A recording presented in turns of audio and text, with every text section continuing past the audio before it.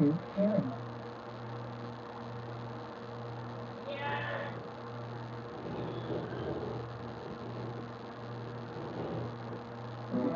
Bluetooth connected.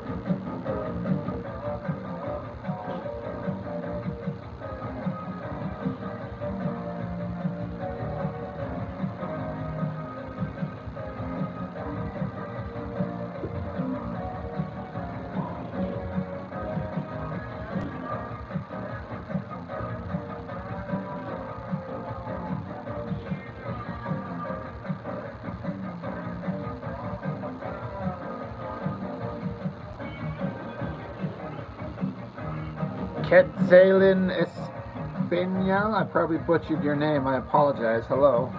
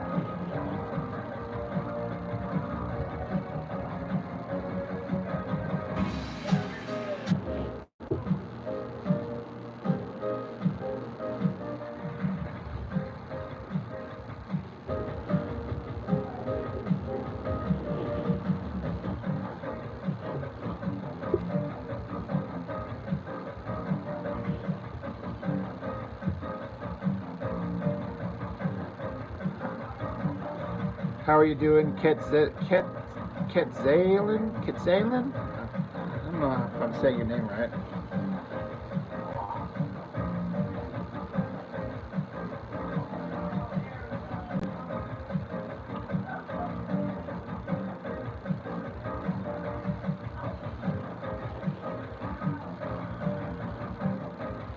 MPA, hi. Magda Dominguez, hello. Thanks, HT Hunter, for spreading the good word, I guess.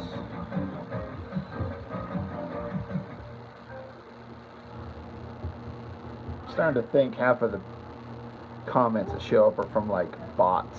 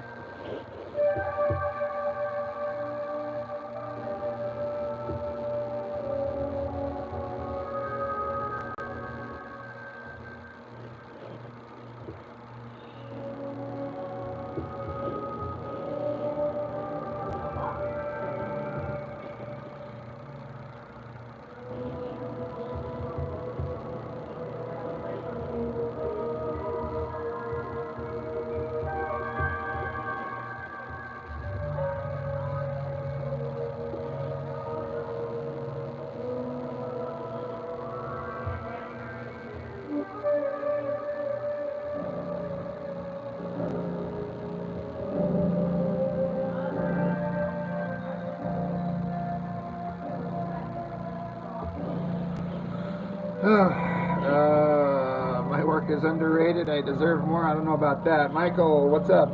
This is I have a female character that if I do a second issue to the Dick in a Jar book, is going to show up.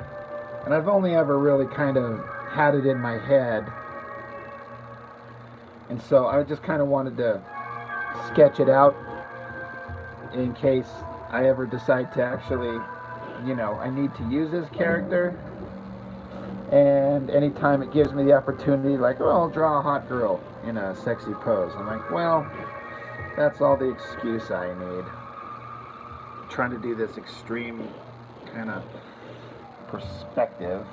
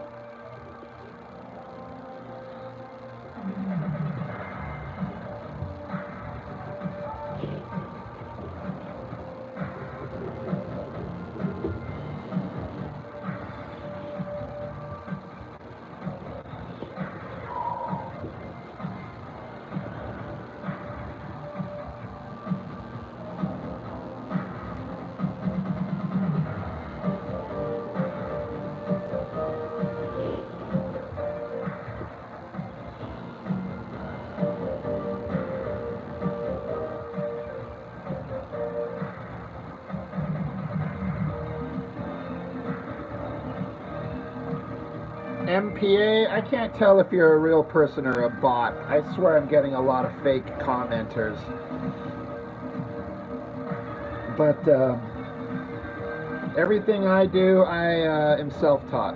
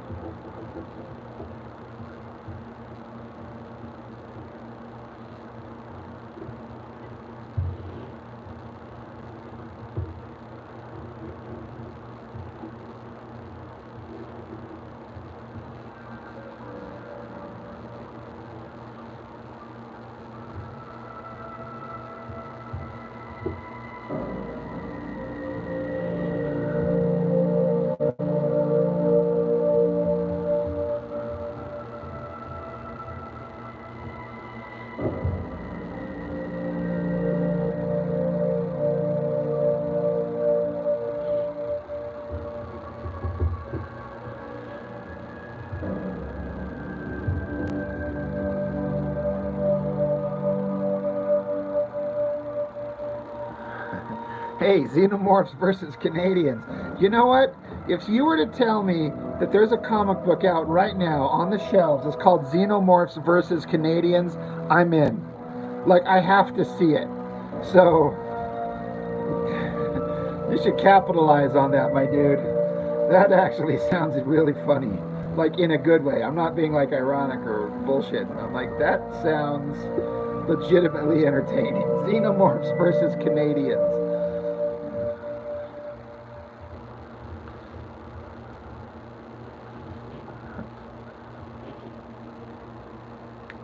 Do all the Canadians look like this?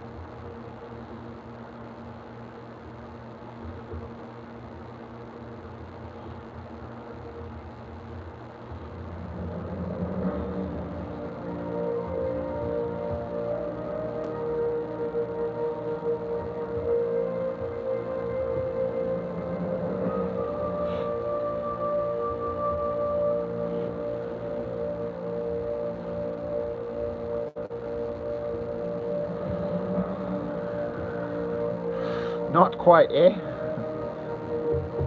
Eh?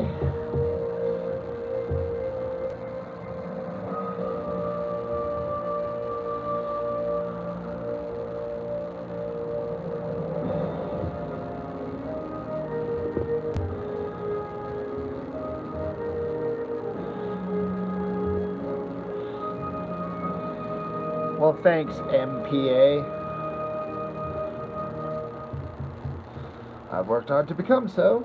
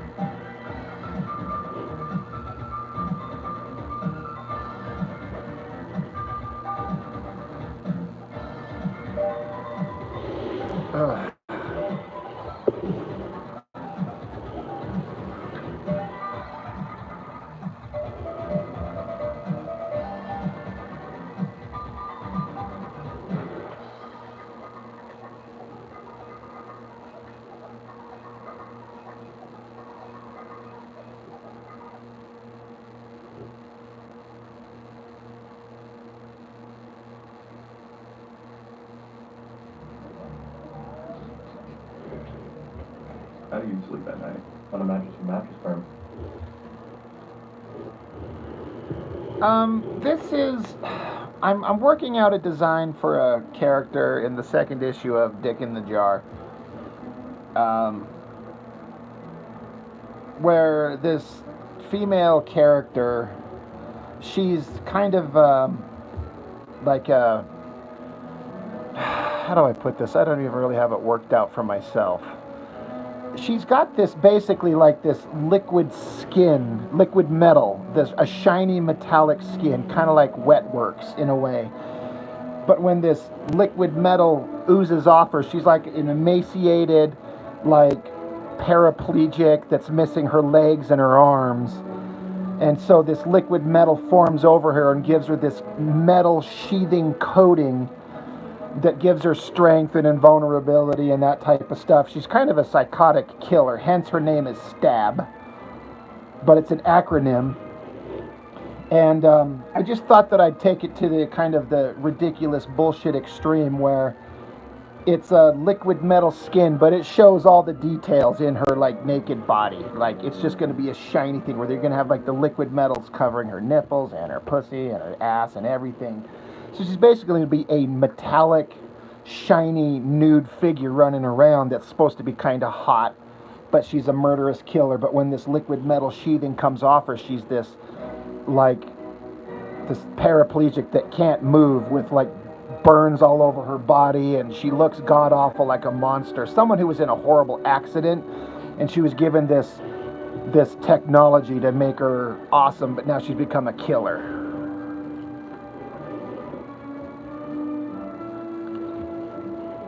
So it lets me draw a hot girl, but it's supposed to have like a shiny metallic sheen to it, which I'll get to when I do the finishing on it. But since I'm basically doing an R-rated comic, it lets me have the opportunity to put ridiculous bullshit like that in there.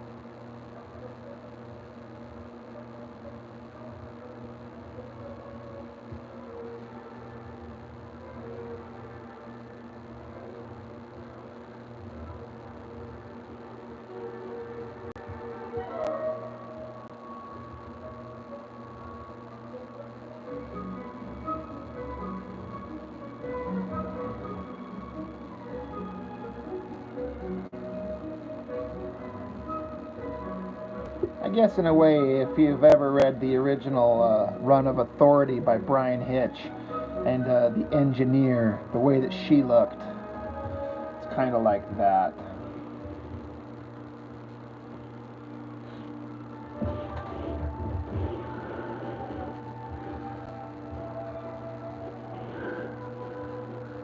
Michael Pritchard, there you go. That's a good way of putting it. Darth Vader crossed with the female Warblade, so when her nipples get cold, kick cover. That's what I'm hearing. Mark, you rolled in here at just the right time.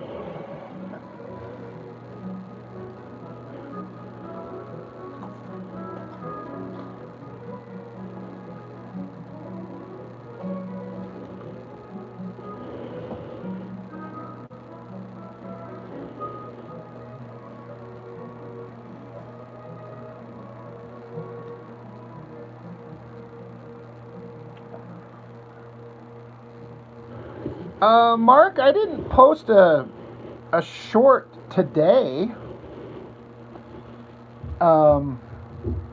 you might have seen whatever it was. Oh, I think I know what it is. Yeah, I didn't post any shorts today, but let me pull up my channel. You're talking about... Let me shut the volume. With this one?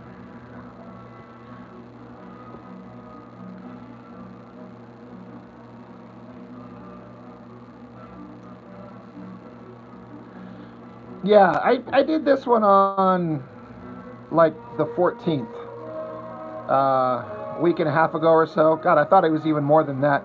Anyway, that was a redraw of a character that I designed and drew for a small company. That, if you've watched my stuff, there's that Canadian company that had like the character, the superhero that wears a big maple leaf on his back. That character that you just saw the short on, she is like, they come up with this idea, again, the creators of that whole thing, it's not my idea, where she's like a, set back in like the 1800s, she's like a French version, like of the Leaf, spelled Leafe, and they were going to have some like swashbuckling female swordsman, Canadian, French Canadian, badass girl hero that they never did anything with, and so they kind of let me design her, and that's what that was.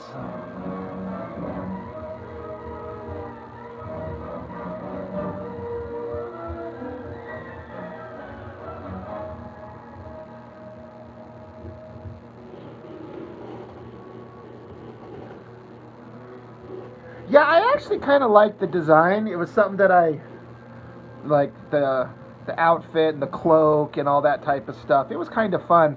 And again, they let me design it, but it's for somebody else.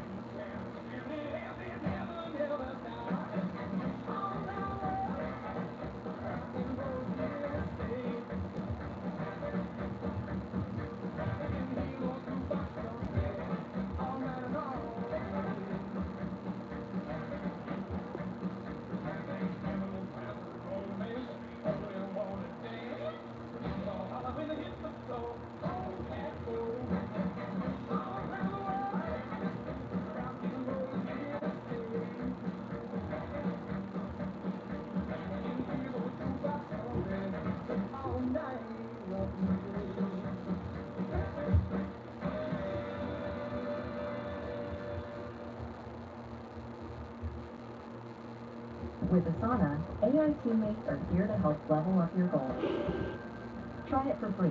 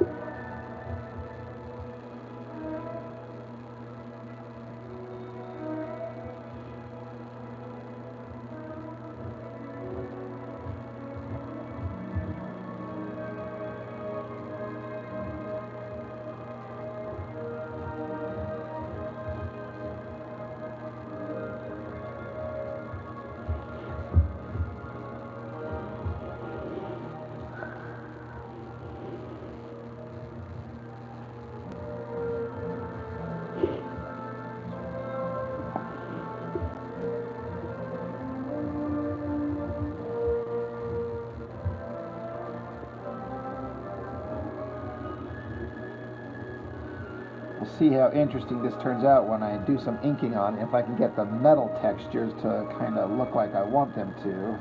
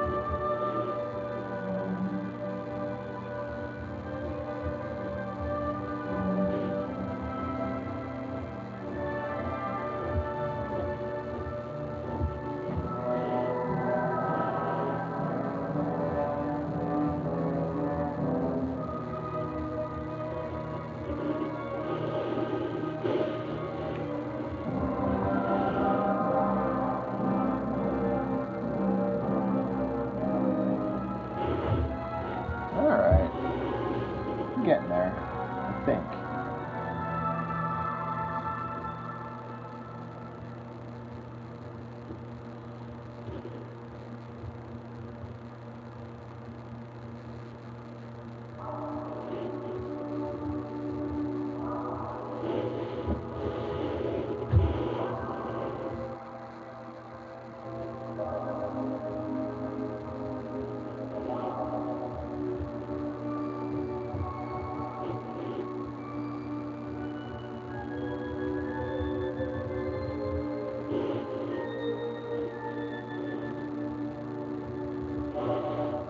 Alright, I think I gotta, let's see. Get rid of the light box.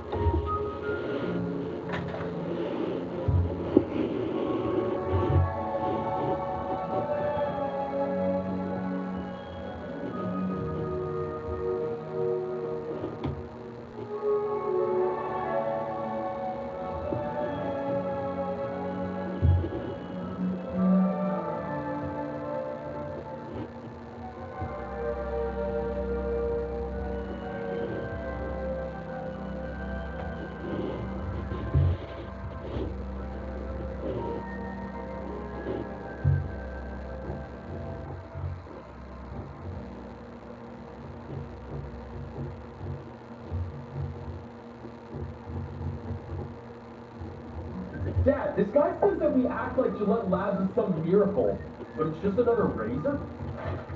Gillette Labs ain't a miracle, but this sure as heck ain't my old...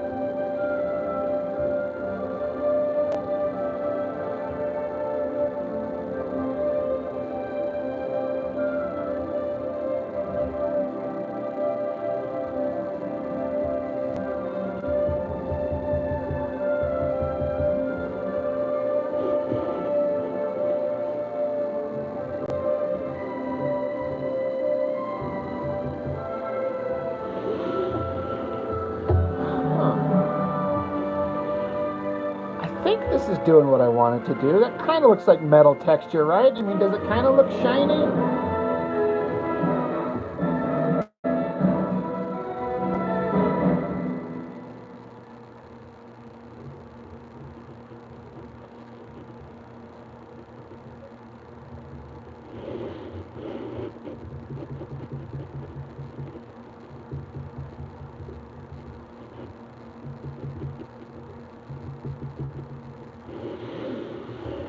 Now I want to see Chuck in this.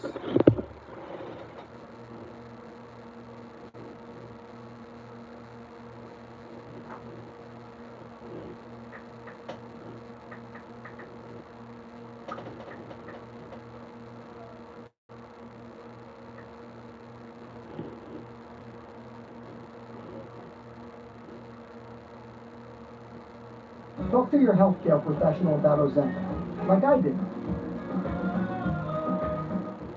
You don't have to be a VIP to get more than just savings with Geico. Every customer gets 24/7 fast-friendly claim support.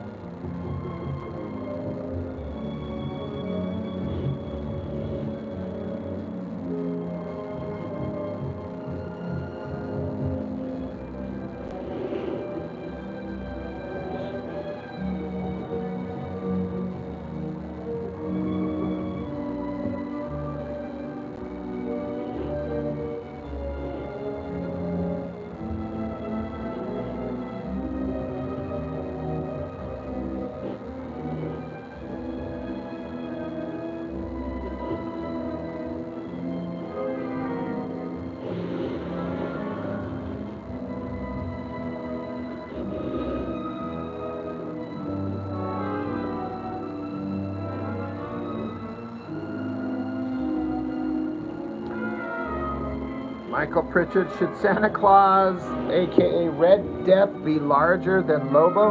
I have no idea who that is.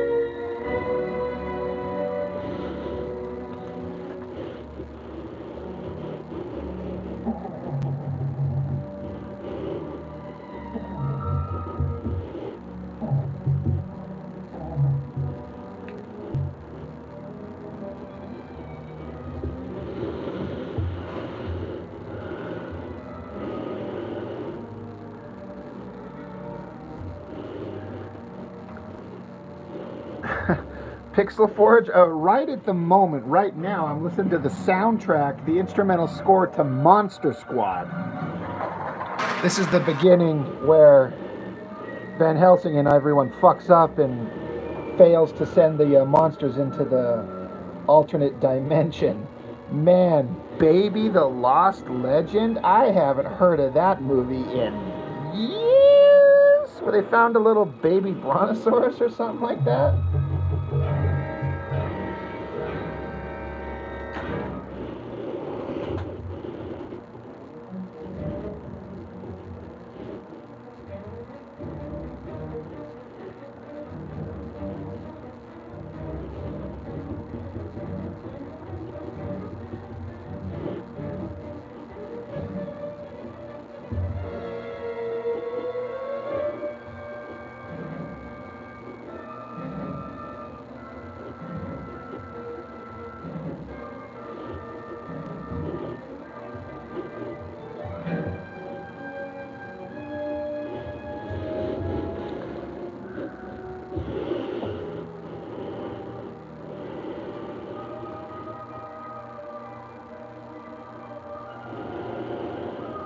Yeah, this soundtrack's by a guy named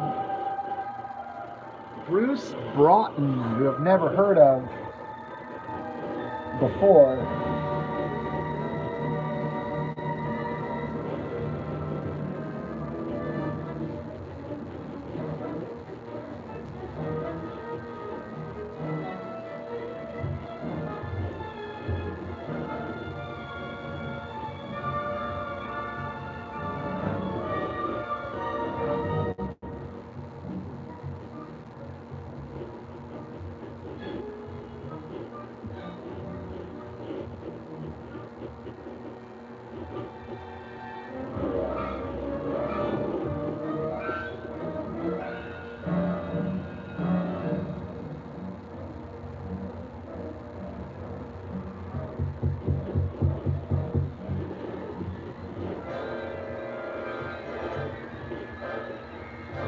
Yeah, I love me some Jerry Goldsmith.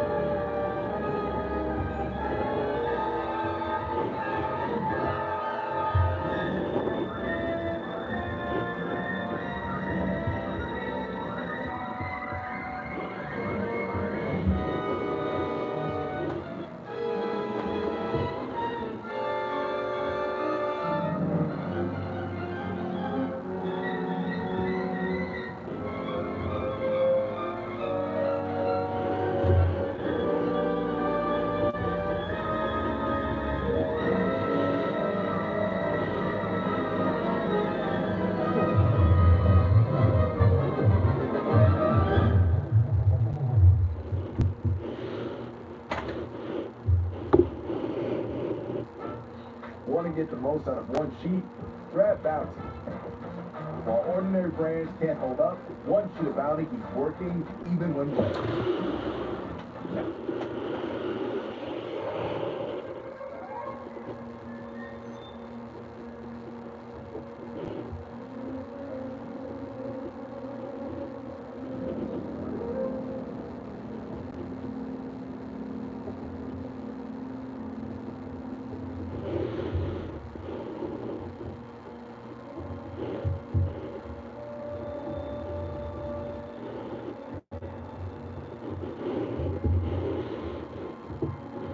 God, I'm kind of having fun with this. I've never really tried anything like this before, and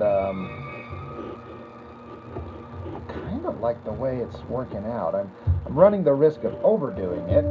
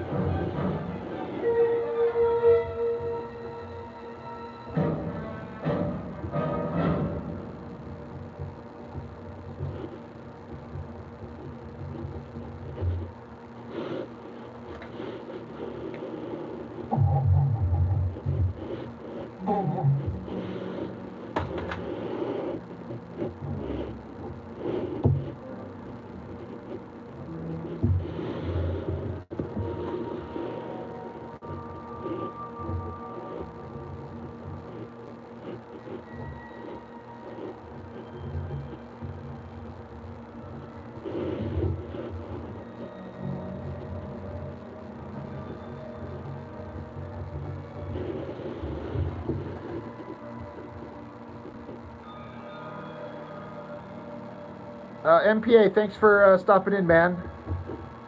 Yeah, appreciate it. Thank you, MPA.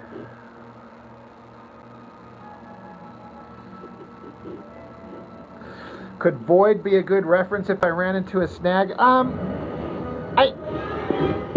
don't know. I'm not thinking of that. I don't like the way Jim Lee rendered shiny, smooth, metallic form like that. It's the same concept. I'm going the way Whilce Portacio does his stuff on Wetworks, is what's in my head, combined with the techniques that Chuck Gibson has inked for me on some stuff, like the way that he inks things like this. I kind of kept in mind some of the textures that he does for metallics and things like that. But so it's kind of a combination of seeing how Chuck renders that, but mostly Whilce Portacio Wetworks stuff. I just haven't done. I'm not worried about. I don't want to draw the hand because it's probably the weakest thing on here. So, and I was kind of vibing on everything else. So I was just kind of like, I'm gonna just keep going with the stuff that's fun, and then go back to the hand and see if I can avoid fucking it up. Yeah, Whilce Portacio, and then with Scott Williams inking him, they get some of the coolest metal textures. It looks fantastic.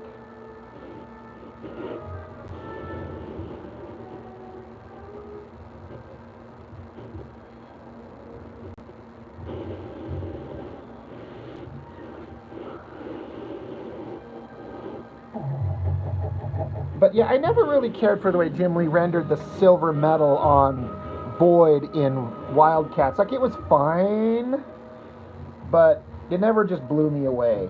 Like, that, it's never anything I remembered. But then you see Whilce on Wetworks, and you're like, oh, okay, this is a guy that knows how to render shiny stuff.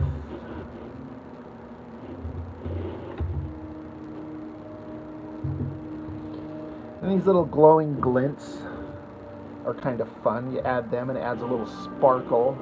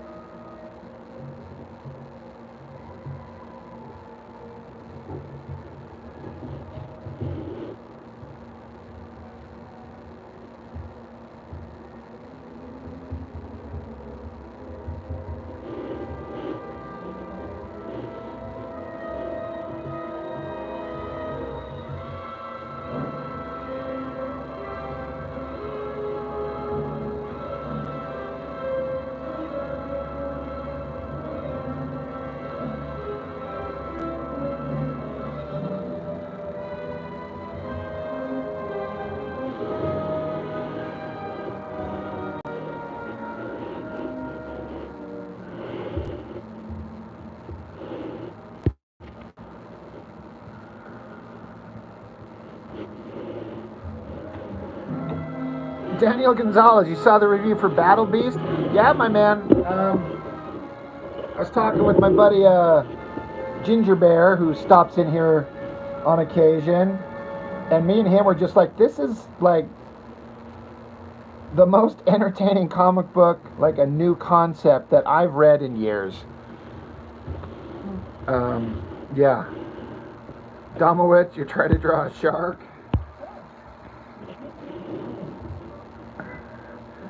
Mark, you also started trying that Uncanny X-Force. I gotta say, it was pretty entertaining.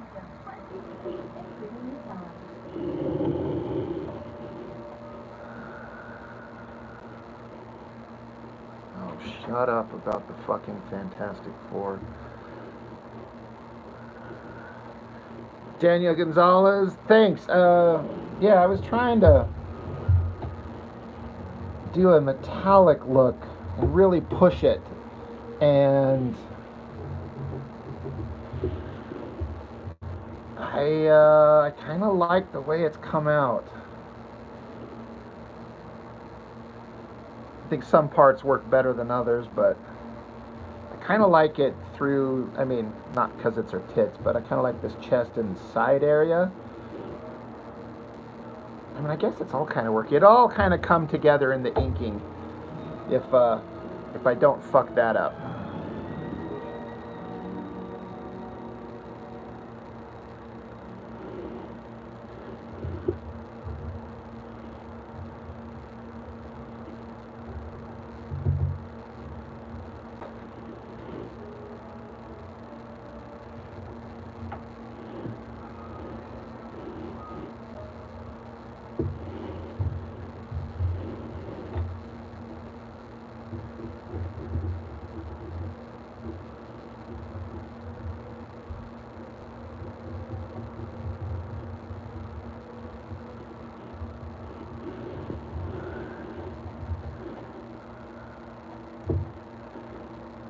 Oh, don't say that, Michael Pritchard. Just wait until you see the Xenomorphs versus Canadian book drops, the most anticlimactic.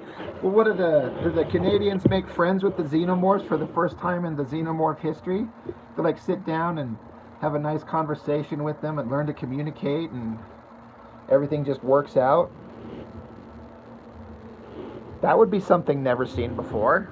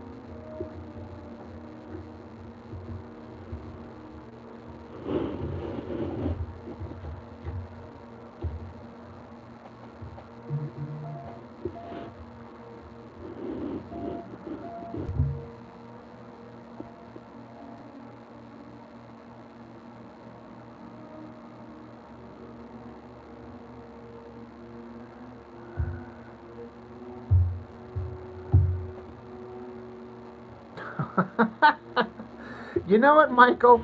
Now you have to do that.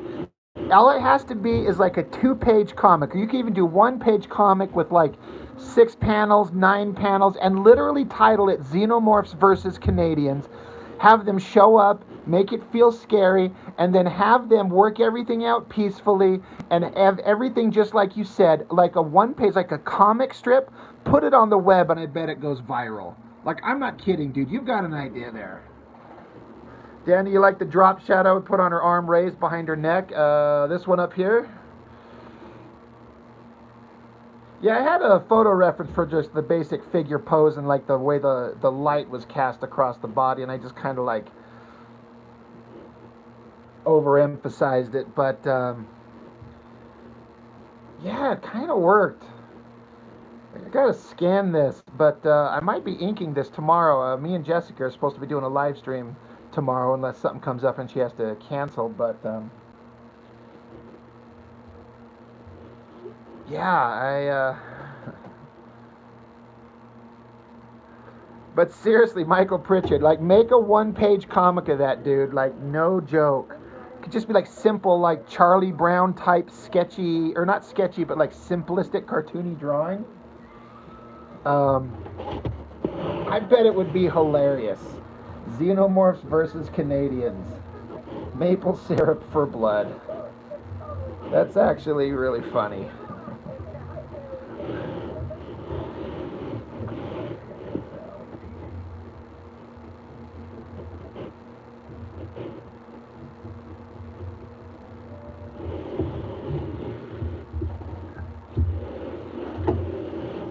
God, I kind of want to keep going on it, but I don't think there's anything else to do. I mean, I think I've basically...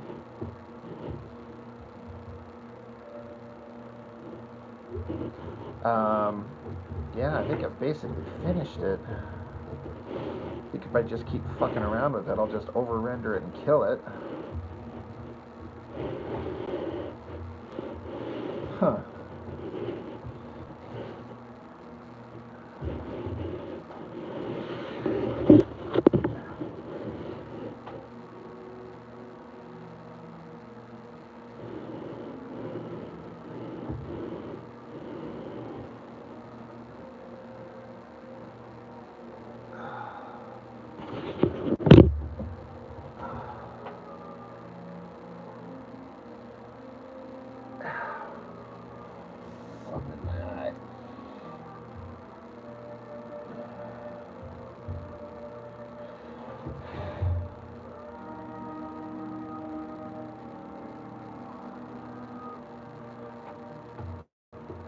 Get Sylvester on board.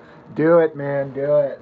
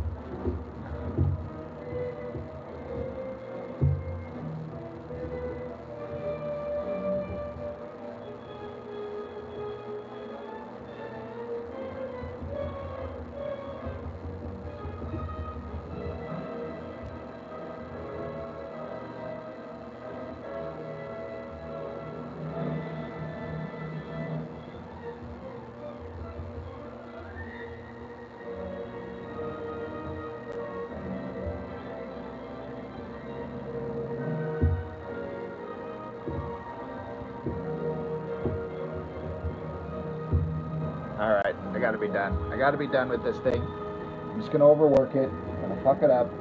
Time to walk away. Let's see. Let me look at it from different angles.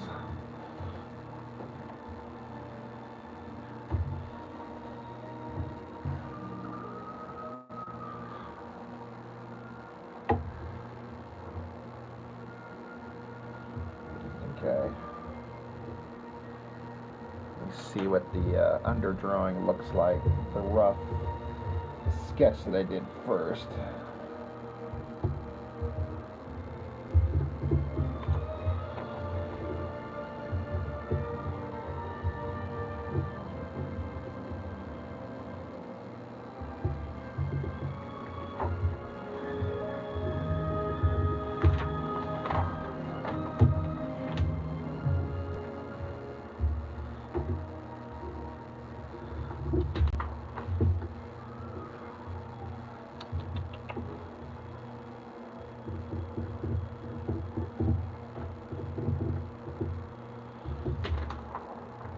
Well, there you go. I take that rough drawing, that sketch, and finish pencil it into that.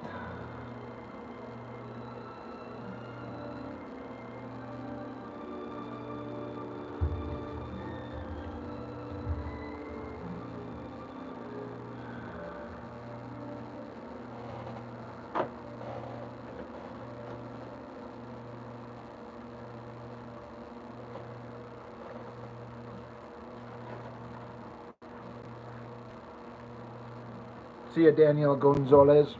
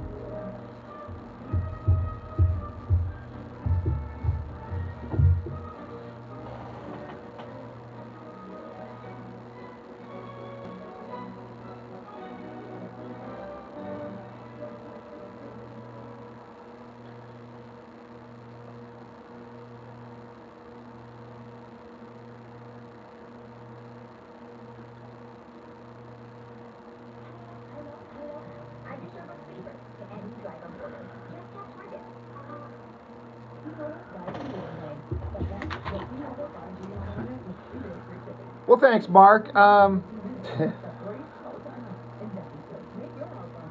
don't think no one's going to ever hire me to draw a regular book. I don't know how I could hit a regular comic book deadline, because there's no way I'd give up my regular day job. So I'd have to do my regular day job and pump out a professional page. I mean, this honestly is relatively simple. It's just, female shapes, just soft curves, and then a bunch of shiny metallic rendering. So yes, I did get it done in basically an hour. And I do tend to work fast, but I don't know, I'm just kind of going on about, yeah. Mark, why do I keep my day job? Or do you mean why would I keep my day job?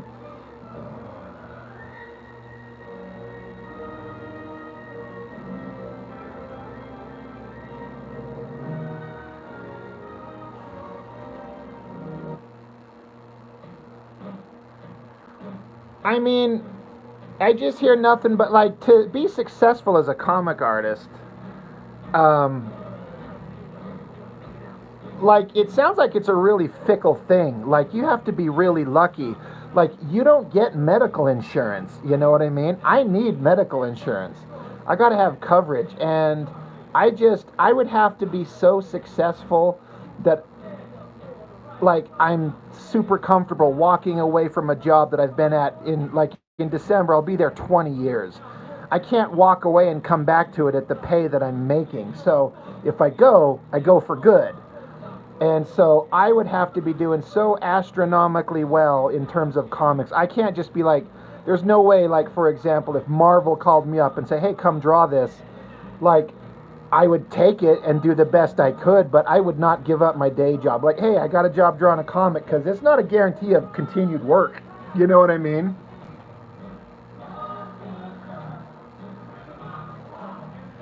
So that's all I mean.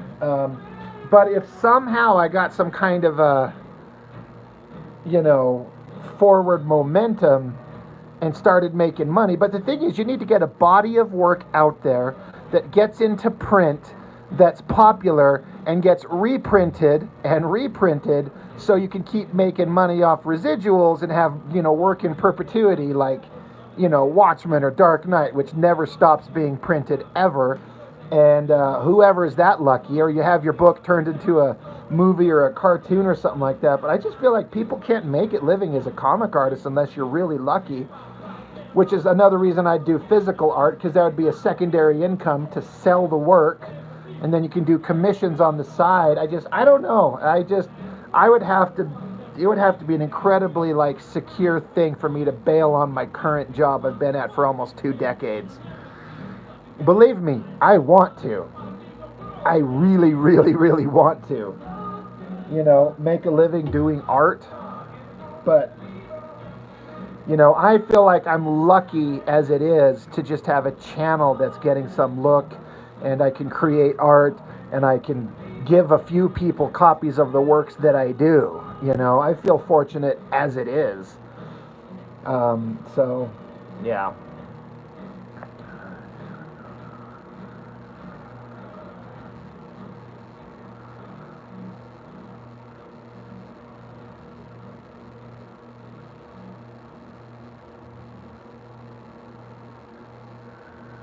Yeah, I'm coming up close on 7,000. I'm at, where am I at? Let's see. 6,844 as of right now.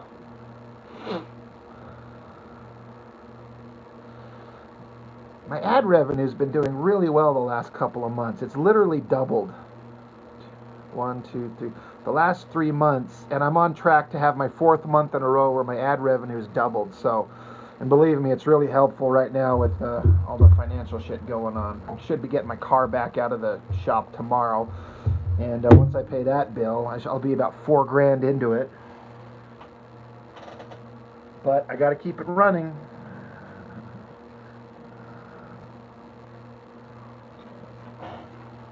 So, I mean, it's a good car in good shape. It's just it's 9 years old and has 112,000 miles on it. So it's got, old car with a lot of miles kind of problems on it. They had to put new spark plugs. They had to flush the coolant system. They had to flush the brake system. My CV axles were all ruptured and leaking everywhere. And so, I can't afford to buy a new car, so I'm just keeping this one loving. Plus, I love it. It's a Dodge Charger. It's all-wheel drive. It's got an awesome sound system. It looks pretty.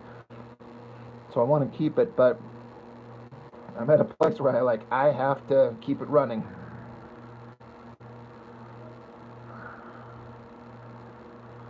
Yeah, believe me, I hear that. I know Toyota's the way to go. You want a car that just lasts forever. You just get a Toyota. It's like, why can't every other car manufacturer follow that mindset? Everyone goes to Toyota because they run till you'll die before they stop functioning if you do the basic maintenance on them.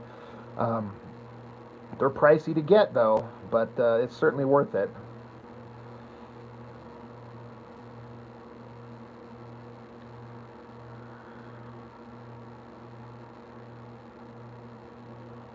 It's a shame I don't have a really, really hot wife. I could pressure her to do OnlyFans and make us millionaires. I'm just kidding about that. I would never pressure anybody to do that, but I'm just fantasizing about having a hot wife.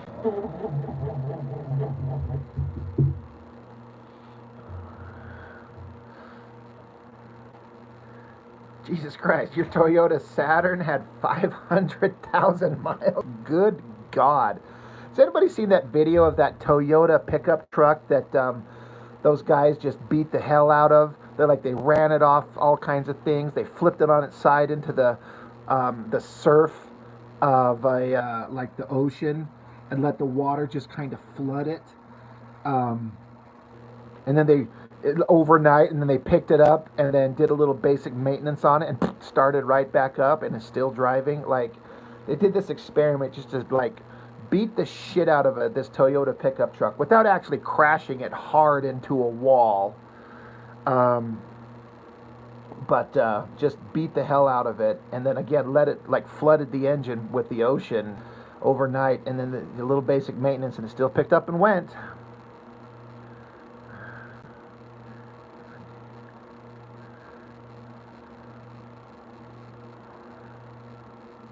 Orbital, that thing's engine mounts were gone. Mark, you got 200,000 on your Prius? Damn. Could have went to Saturn with that mileage. Yes, seriously.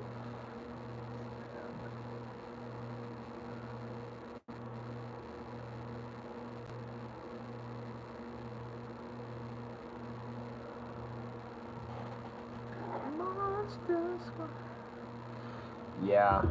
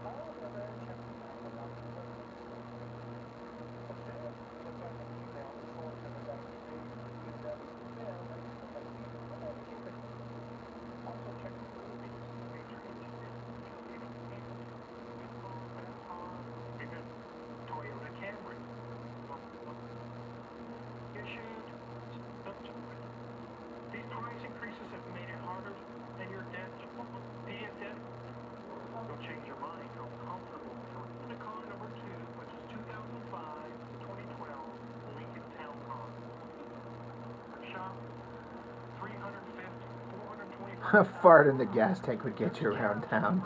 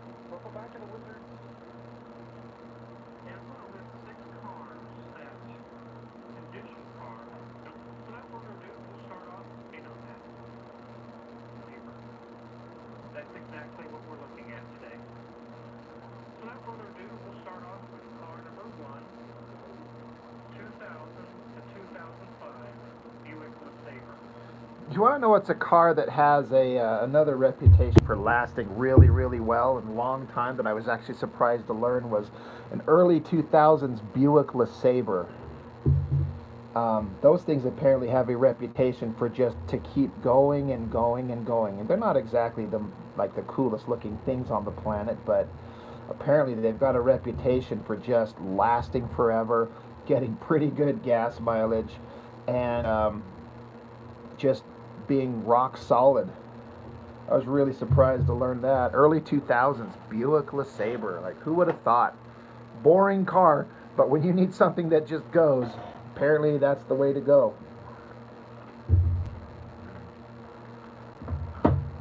Yeah, the big four-door car.